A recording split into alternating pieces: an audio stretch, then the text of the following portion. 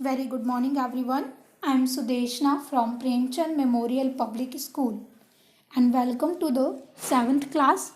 Students, today is Sanskrit class और आज मैं आपको पेपर फॉर्मेट के बारे में बताने वाली हूँ. ठीक है, तो आप सभी ध्यान से सुनिएगा. पेपर फॉर्मेट क्यों बता रहे हैं? सो दैट स्टूडेंट्स आपको एक आइडिया हो जाए कि किस तरीके से आपको पेपर की तैयारी करनी है. ठीक है, तो चलिए स्टार्ट करते हैं. सबसे पहला प्रश्न आएगा स्टूडेंट्स, आपको अपठित गद्यांश को पढ़ना होगा. देन उससे रिलेटेड जो प्रश्न पूछे गए हैं उनके उत्तर आपको देने हैं. ठीक है, तो देखो यहाँ पर अपठित गद्यांश दिया है, फिर यहाँ पर प्रश्न पूछे गए हैं.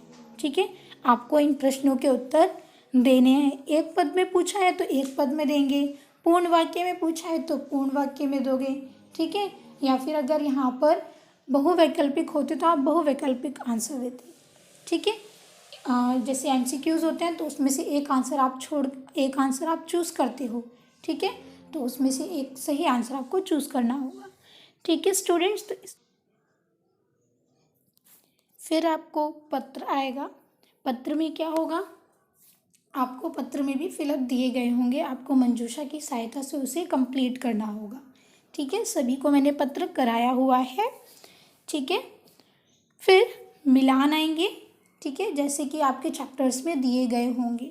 ठीक है, वो विलोम शब्द के मिलान भी हो सकते हैं, आपसे चैप्टर से रिलेटेड भी मिलान हो सकते हैं. ठीक है, जिन्हें मैचिंग्स कहते हैं. बहुवैकल्पिक प्रश्न आएंगे जिनमें एक प्रश्न दिया होता है, उससे के कई 3 या 4 आंसर दिए होते हैं, आपको एक आंसर को टिक करना होता है. ठीक है, वो बहुविकल्पिक प्रश्न होते हैं. समानार्थी शब्द आएंगे आपको. ठीक है, एंड रिक्त स्थान जो फिलअप्स होते हैं, ठीक है, वो आपको आएंगे. आपके चैप्टर्स में से ही आएंगे, चैप्टर से अलग कुछ नहीं आएगा. ठीक है, प्रश्नोत्तर आएंगे एक पद और पूर्ण वाक्य. ठीक है, आपको एक पद मतलब एक शब्द में आंसर देना होगा और पूर्ण वाक्य में भी आंसर देना होगा. दोनों तरीके के आपको प्रश्न आएंगे. ठीक है, फिर प्रश्न निर्माण आएगा.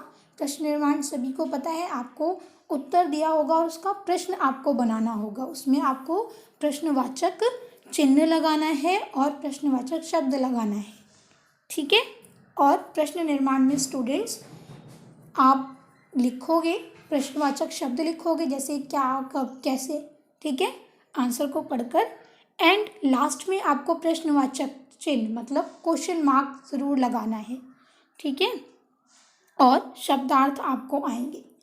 ठीक है, जो आपके चैप्टर्स के पीछे दिए हैं, मैंने सभी को एक एक शब्द की मतलब बताया हुआ है आपकी वीडियोस में. अगर किसी ने वीडियोस नहीं देखी तो आप प्रीवियस वीडियोस को ज़रूर देखिए. ठीक है, उससे आपको बहुत हेल्प होने वाली है.